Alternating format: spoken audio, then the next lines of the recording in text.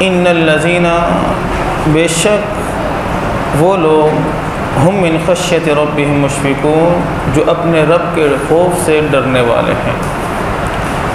18واں سپارہ سورۃ المؤمنون کی آیت نمبر 57 ہے، اور ان چند آیات میں اللہ تبارک و تعالیٰ نے ایمان والوں کی، جو اللہ کے محبوب ایمان والے ہیں، ان کی چند صفات بیان فرمائی ہیں۔ ایک صفت اللہ پاک نے بیان فرمائی کہ بے شک یہ لوگ اللہ پاک کے خوف سے، اللہ پاک کے ڈر سے ڈرنے والے ہیں۔ جیسا کہ گزشتہ درس میں آپ حضرات کے سامنے عرض کیا تھا کہ آپ صلی اللہ علیہ وسلم کا فرمان ہے کہ الایمان بین الخوف والرجاء، کہ ایمان خوف اور امید کے درمیان میں ہے، کہ دل میں اللہ تبارک و تعالیٰ کی ناراضگی کا، اللہ پاک کے عذاب کا ڈر اور خوف بھی ہونا چاہیے، اور اللہ پاک کی رحمت کی امید بھی ہونی چاہیے۔ اب خوف کتنا ہونا چاہیے، خوف کے درجات کتنے ہیں، یہ گزشتہ درس میں آپ حضرات کے سامنے تفصیل سے عرض کر دیا تھا۔ اب آج کی نشست میں بات کریں گے امید کی۔ دیکھیں، امید کا خلاصہ اور لب لباب یہ ہے کہ انسان کوئی نیکی کرے تو اللہ پاک کی ذات سے یہ امید ہو کہ اللہ نے توفیق دی ہے تو اللہ پاک قبول بھی فرمائیں گے، اور جب انسان سے کوئی گناہ ہو جائے تو انسان معافی مانگے تو یہ اللہ سے امید رکھے دل میں کہ اللہ پاک نے گناہ کے بعد جب توبہ کی توفیق دی ہے تو انشاءاللہ اللہ پاک میرے گناہوں کو معاف بھی فرما دیں گے۔ یہ ہے تو امید کا خلاصہ۔ اور اب رہی بات امید کے درجات کتنے ہیں، تو امید کے 3 درجات ہیں۔ اللہ کے ذات سے جو دل میں امید ہونی چاہیے اس کے 3 درجات ہیں۔ سب سے پہلا درجہ یہ ایمان کے لیے شرط ہے، کم از کم یہ امید تو سب کے دلوں میں ہونی چاہیے۔ وہ درجہ کون سا ہے کہ انسان کے ہر مسلمان کے دل میں یہ بات ہونی چاہیے کہ جب اللہ تبارک و تعالیٰ نے ایمان کی نعمت سے، ایمان کی دولت سے نوازا ہے تو انشاءاللہ اللہ تبارک و تعالیٰ بغیر کسی سزا کے مجھے جنت میں بھی داخل فرمائیں گے۔ یہ امید، یہ ایمان کی شرط ہے۔ ہر ایمان والے کے دل میں یہ بات ہونی چاہیے، اللہ کے ذات سے ایسی امید ہونی چاہیے کہ جب اللہ نے پاک نے کیا کیا، ایمان کی دولت سے نواز دی ہے، تو اب انشاءاللہ اللہ پاک اپنے فضل و کرم سے کیا فرمائیں گے، بغیر سزا کے جنت میں بھی داخل فرما دیں گے۔ اس کو اللہ تبارک و تعالیٰ نے قرآن مجید میں بیان فرمایا کہ ان اللہ لا یغفر ان یشرک بہ ویغفر ما دون ذلک لمن یشاء، کہ اللہ شرک معاف نہیں کرے گا، شرک کے علاوہ جس کے چاہے گا سارے کے سارے گناہ معاف کر دے گا۔ یہ جو معافی ہے نا، معافی یہ توبہ کے بغیر والی بات ہے، یہ توبہ کے بغیر والی معافی کو اللہ نے اس آیت میں بیان فرمایا ہے، کیونکہ توبہ سے تو شرک بھی معاف ہو جاتا ہے۔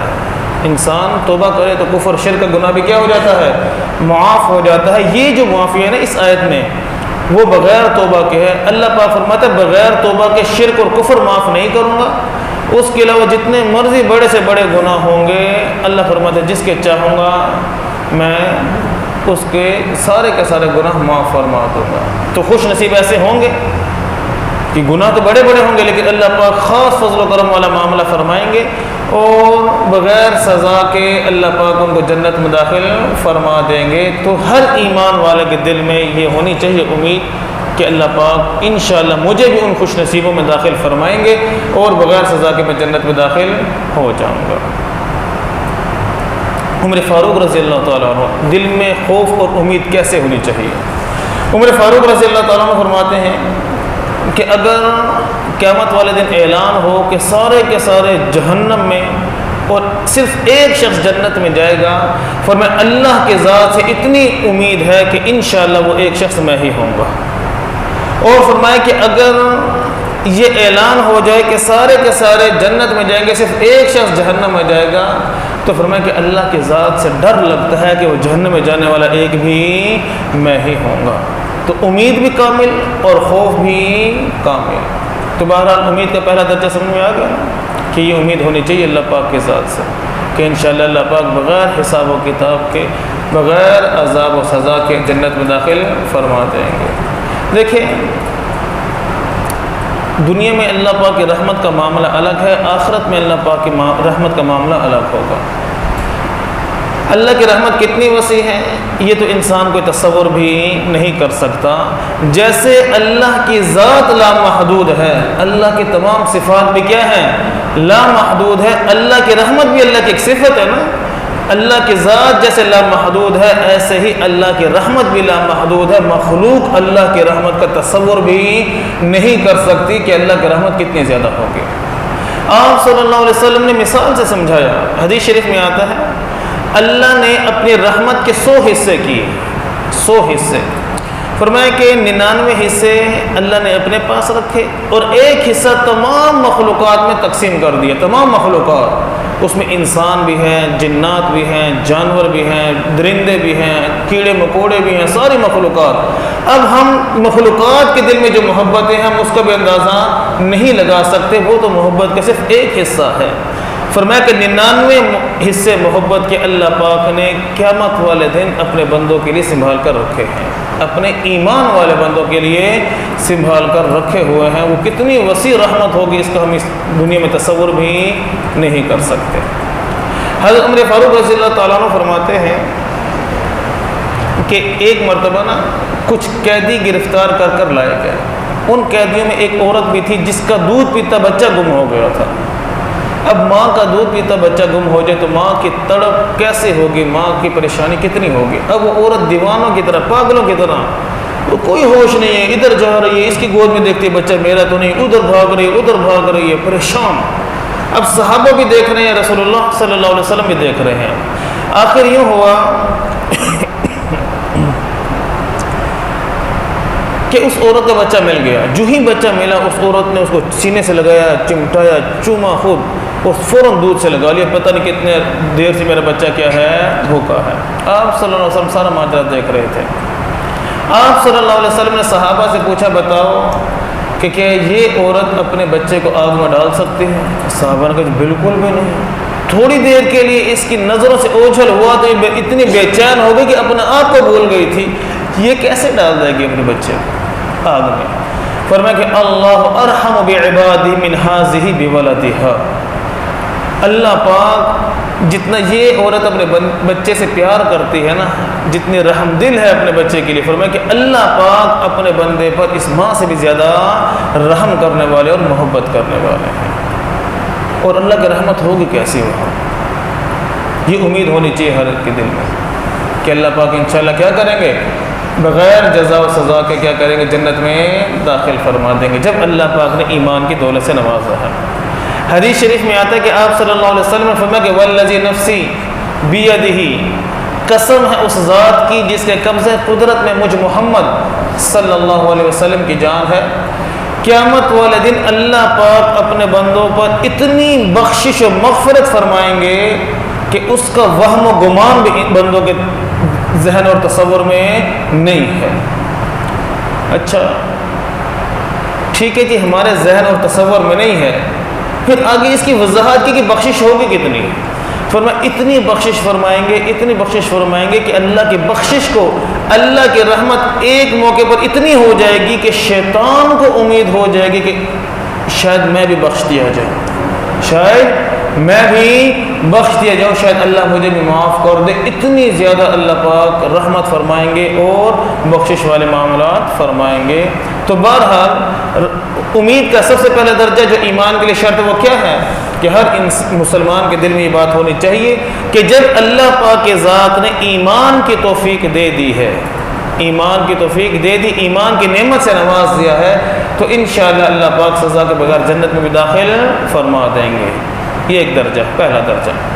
اور امید کا دوسرا درجہ، امید کا دوسرا درجہ علماء لکھتے ہیں کہ جب بھی شریعت کا کوئی حکم انسان کی طرف متوجہ ہو، اللہ پاک کا کوئی حکم انسان کی طرف آئے، مثلا نماز کا وقت ہوا، اذان ہو گئی، اب یہ اللہ کا حکم آ رہا ہے بندے کی طرف، کیا چل میرے بندے جا کر کیا کر، نماز پڑھ۔ اب دل میں آتی ہے سستی، کبھی کبھی دل میں آتی ہے غفلت کہ یار چھوڑو بعد میں دیکھیں گے، اگلی نماز دیکھیں گے، ابھی نہیں، ابھی نہیں، غفلت۔ جو ہی دل میں غفلت آئے تو فرمایا کہ انسان کو چاہیے کہ عبادت پر جو اللہ پاک کے انعامات ہیں، جو اللہ پاک کا اجر و ثواب ہے، اس کو تصور کرے، اس کا تصور کرے۔ مثلا نماز کے معاملے لیتے ہیں، آسانی ہوگی سمجھنے میں کہ اذان ہو گئی، دل نہیں چاہ رہا، دل میں غفلت و سستی ہے، تو فوراً تصور لے کر آئے کہ دیکھو میں جب وضو کروں گا تو رسول اللہ صلی اللہ علیہ وسلم نے فرمایا ہے کہ بندہ جب وضو کرتا ہے، چہرہ دھوتا ہے تو چہرے کے سارے گناہ معاف، ہاتھ دھوتے ہیں تو ہاتھوں سے کیے سارے گناہ معاف، پاؤں دھوتے ہیں تو پاؤں سے کیے سارے گناہ معاف۔ کہ اللہ پاک تو اتنا نواز رہا ہے، اتنا نواز رہا ہے، اللہ پاک سارے مجھے گناہوں سے پاک کر رہا ہے، وضو کر کر چلوں گا، ہر قدم پر اللہ پاک گناہ معاف کریں گے، اللہ پاک نیکی دیں گے، ایک جنت کا درجہ کیا ہوگا؟ بلند ہوگا۔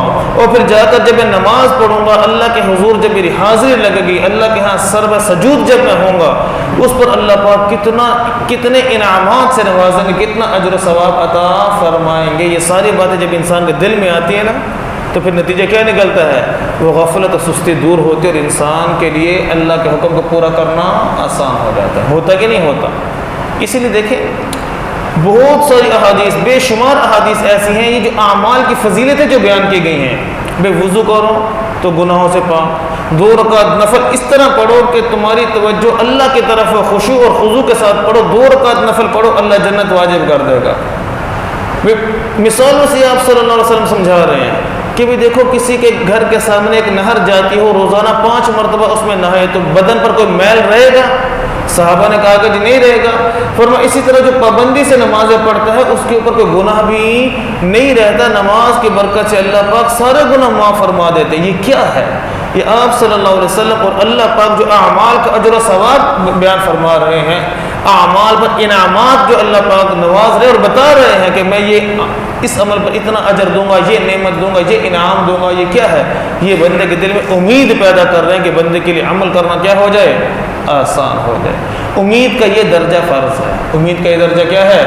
فرض ہے کہ جب بھی عمل میں سستی ہو، قرآن کی تلاوت نہیں ہو رہی، پھر آپ صلی اللہ علیہ وسلم نے فرمایا قرآن پڑھو، قرآن کا ایک لفظ پڑھو گے، ایک حرف پڑھو گے تو اللہ پاک کم از کم کتنی نیکیاں دے گا؟ 10 نیکیاں۔ الف لام میم پڑھو گے تو اللہ پاک 30 نیکیاں دے گا۔ اللہ پاک اپنا قرب دے گا، اللہ پاک دل کے زن کو، دل کے میل کو دور کرے گا، اللہ پاک اپنی محبت اس دل میں ڈالے گا۔ جب ان انعامات کا انسان تصور کرتا ہے تو نیک عمل کرنا اس کے لیے کیا ہو جاتا ہے؟ آسان۔ امید کا یہ درجہ کیا ہے؟ فرض ہے۔ اور امید کا تیسرا درجہ یہ مستحب ہے کہ انسان کے ذہن میں اکثر اوقات اللہ کی رحمت، اللہ کی نعمتیں، اللہ کی جنت اور انعامات انسان کے ہر وقت ذہن میں ہونے چاہیے۔ اور ہر وقت ذہن میں کیا ہونے چاہیے؟ اللہ پاک کے انعامات ہونے چاہیے۔ بہرحال یہ امید کے 3 درجات ہو گئے، ایک ایمان کی شرط ہے پہلا درجہ، دوسرا فرض ہے اور تیسرا مستحب ہے۔ اب ہونا کیا چاہیے؟ جوانی ہوتی ہے نا، جوانی، علماء نے لکھا ہے جوانی پر اللہ کا خوف غالب ہونا چاہیے۔ جوانی میں قوتیں ہوتی ہیں نا زیادہ، گناہ کرنے پر کی طاقت بھی ہوتی ہے، گناہ کرنے پر قادر بھی ہوتے، تو اللہ کا خوف ہونا چاہیے۔ اور جو ہی بڑھاپے پر قدم رکھا تو پھر اللہ پاک کی رحمت سے کیا زیادہ ہونے چاہیے؟ پھر امید غالب آنی چاہیے۔ صحت مند ہے انسان تو اللہ کا خوف غالب ہونا چاہیے، کیونکہ اللہ کا خوف انسان کو گناہوں سے روکتا ہے، اور اللہ سے امید یہ انسان کو نیک اعمال پر لگاتی ہے۔ صحت مند ہے، اللہ کا خوف غالب ہو، بیمار ہو گیا، اللہ کی رحمت کی امید غالب ہونی چاہیے۔ معاملہ اپنی ذات کا ہے، اپنے گناہوں کا تو خوف غالب ہونا چاہیے، خوف غالب کہ کہیں ایسا نہ ہو کہ میرے اس گناہ سے اللہ پاک میری دنیا اور آخرت برباد کر دے۔ وہ بات سمجھ میں آ رہی کہ نہیں آ رہی؟ بس اب پتہ ایسا شیطان سے کیا ہوا تھا؟ شیطان سے ایک غلطی ہوئی تھی۔ کتنی غلطیاں ہوئی تھیں؟ ایک غلطی۔ اللہ پاک نے 7 لاکھ سال کی عبادت کو پر کیا کر دیا؟ بیڑا غرق ہوا کہ نہیں ہوا؟ تو اپنی ذات کا معاملہ ہونا، خوف ہونا چاہیے غالب، کہ ایسا نہ ہو کہ میرے گناہ کی نحوست سے میری ساری زندگی کی نیک اعمال برباد ہو جائیں۔ اور جب گناہ ہو دوسرے مسلمان بھائی کا، کوئی گناہ دیکھ لیا نا دوسرے مسلمان بھائی کا، تو اللہ کی رحمت غالب ہونی چاہیے کہ اللہ غفور رحیم ذات ہے، میں پردہ ڈالتا ہوں، اللہ تو اس کو معاف کر دے گا، اللہ تو اس کو کیا کر دے گا؟ معاف کر دے گا۔ کوئی بات سمجھ میں آ رہی کہ نہیں آ رہی؟ اللہ اکبر۔ تو رحمت کی 3 درجے ہیں اور امید کے یہ 3 درجے ہیں، اور امید کا ایک درجہ حرام ہے۔ امید کا ایک درجہ کیا ہے؟ حرام۔ وہ کیا ہے؟ وہ کیا ہے کہ انسان گناہوں پر اپنے آپ کو لے کر آتا ہے، حرام کاموں پر اپنے آپ کو لے کر آتا ہے، اور دل مطمئن رہتا ہے۔ دل کیا رہتا ہے؟ مطمئن رہتا ہے، دل پریشان اور پشیمان نہیں ہوتا کہ میں اللہ کی نافرمانی کر رہا ہوں۔ بس ذہن میں یہی بات ہے کہ جی اللہ غفور رحیم ذات ہے، اللہ غفور رحیم ذات ہے۔ گناہوں پر شرمندگی نہیں ہے، گناہوں پر پشیمانی نہیں ہے، یہ امید نہیں ہے، یہ امید نہیں ہے، یہ دھوکہ ہے۔ اللہ پاک نے سو کیا فرمایا؟ دھوکہ فرمایا وَلَا يَغُرَّنَّكُمْ بِاللَّهِ الْغَرُورُ، دھوکے میں ڈالنے والا شیطان تمہیں اللہ کے بارے میں دھوکے میں نہ ڈال دے، اللہ کے بارے میں دھوکے میں نہ ڈال دے۔ دیکھو جیسے اللہ نے فرمایا کہ نبی عبادی انی انا الغفور الرحیم، کہ میرے محبوب میرے بندوں کو بتا دیجئے کہ میں بہت محبت کرنے والا، بہت معاف کرنے والا ہوں۔ وَأَنَّ عَذَابِي هُوَ الْعَذَابُ الْأَلِيمُ، اور ساتھ بندوں کو یہ بھی بتائیے کہ میرا عذاب بھی بہت دردناک عذاب ہے۔ تو یہ دھوکہ، یہ امید نہیں ہے۔ آپ صلی اللہ علیہ وسلم نے فرمایا وَالْعَاجِزُ مَنْ أَتْبَعَ نَفْسَهُ هَوَاهَا وَتَمَنَّى عَلَى اللَّهِ، مسکین، عاجز، بیچارہ اور لاچار وہ شخص ہے جو اپنے آپ کو خواہشوں کے پیچھے لگائے رکھا ہے، بس نہ اللہ کا حکم دیکھتا ہے، نہ اللہ کے رسول کی سنت دیکھتا ہے، خواہشات کے پیچھے زندگی گزار رہا ہے اور اللہ پر تمنا لگائے بیٹھا ہے کہ اللہ بڑی غفور رحیم ذات ہے۔ آپ نے فرمایا یہ امید نہیں، یہ سمجھدار انسان نہیں ہے، یہ کیا ہے؟ یہ بے وقوف اور احمق ہے، یہ عاجز اور بے بس اور لاچار شخص ہے۔ تو یہ امید نہیں، یہ امید نہیں، یہ دھوکہ ہے، اور یہ کیا ہے؟ حرام ہے۔ امید اور خوف کا کیا فائدہ ہوتا ہے؟ خوف انسان کو غفلت اور اللہ کی نافرمانی سے روکتا ہے، اور امید انسان کو اللہ کی رحمت کی طرف اور نیک اعمال کی طرف لے کر آتی ہے۔ بات سمجھ میں آ رہی کہ نہیں آ رہی؟ اللہ اکبر۔ اللہ پاک ہم سب کو غفلت سے بچائے اور اپنا خوف اور اپنی امید پہ اللہ پاک اپنی رحمت کی امید بھی نصیب فرمائے، اور قیامت والے دن اللہ پاک بغیر حساب و کتاب کے، بغیر جزا و سزا کے ہم سب کو جنت الفردوس کے اعلیٰ مقام مرتبہ نصیب فرمائے۔ وآخر دعوانا الحمد للہ رب العالمین۔